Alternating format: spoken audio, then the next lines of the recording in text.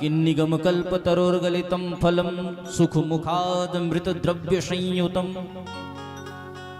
पिबत भागवतम रसमालयम मुहुर्रहो रसिका भुवि भावुका। तो निगम किसको कहा गया है? निगम है वेद। तो वेद रूपी निगम कल्प वृक्ष का जो फल है वो ये भागवत है।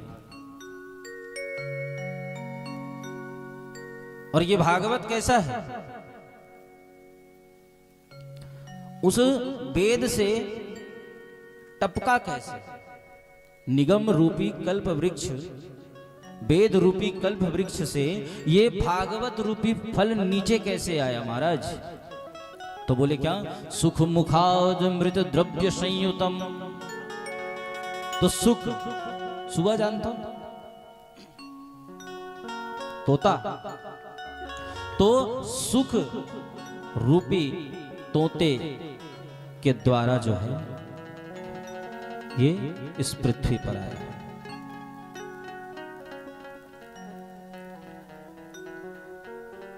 पहले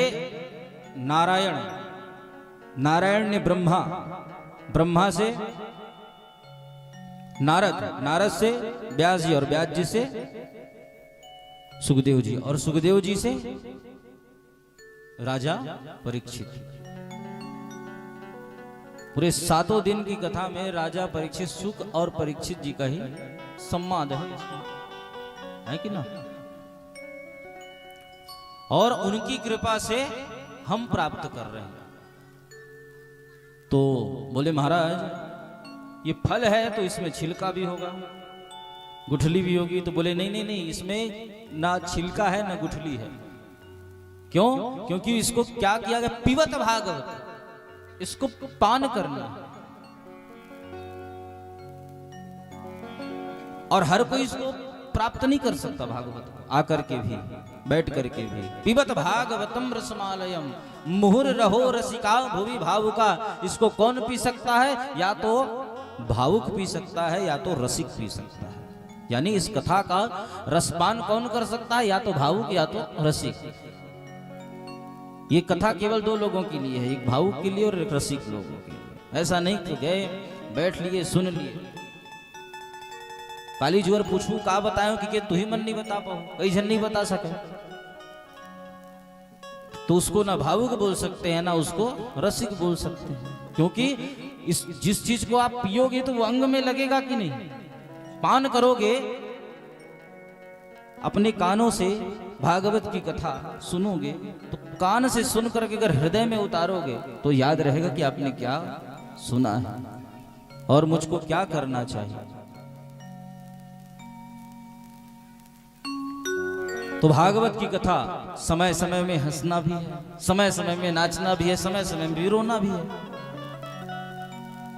कभी कभी भावुक होकर के कथा सुना जाता है, कभी कभी रसिकों की तरह, पागलों की तरह कथा को सुना जाता है। सुन करके कई लोग मंत्र मुग्ध हो जाते हैं, भगवान के नाम मात्र से, कीर्तन मात्र में नाचने लग जाते हैं।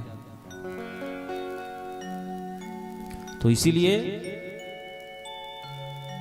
ये कल्प, वेद रूपी कल्प वृक्ष से निकला हुआ ये भागवत रूपी फल है।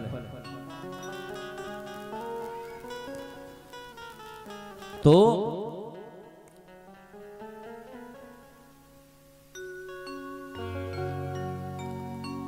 सुंदर शौनक आदि ऋषि को श्री सूत जी महाराज बता रहे हैं किस भागवत की कथा को महाराज कितनी बार सुना जाए। एक एक बारीकी बारीकी से प्रश्न किए हैं शौनक जी ने, है ना, सूत जी महाराज से। क्योंकि उनको पता था संसार में आने वाले समय में तर्क वितर्क बहुत किया जाता है, कराने वाला कोई और है लेकिन जज कोई और करता है कि ये ऐसा होना था, यहाँ पे ऐसा क्यों नहीं हुआ, है ना, तर्क वितर्क होगा। इसीलिए यहाँ पे बताया गया कि भागवत की कथा, बोले महाराज ठीक है एक बार सुन लिया आदमी अब वही वही कथा को बार बार सुन करके आदमी बोर हो जाए, नहीं। मुहुर रहो रसिका भुवि भाव। मुहुर मतलब एक बार नहीं, दो बार नहीं, जब मौका मिले तब कथा को सुनो। क्यों? क्योंकि ये भागवत की कथा ऐसी है कि जब जब आप सुनोगे दिने दिने नवम नवम, दिने दिने नवम नवम, कुछ न कुछ नया आपको मिलता ही जाएगा।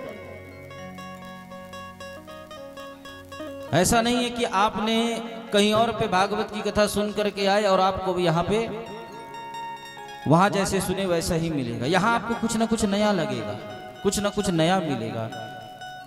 ये वो अद्भुत कथा है जो जितना सुनोगे मन नहीं इसमें भरता।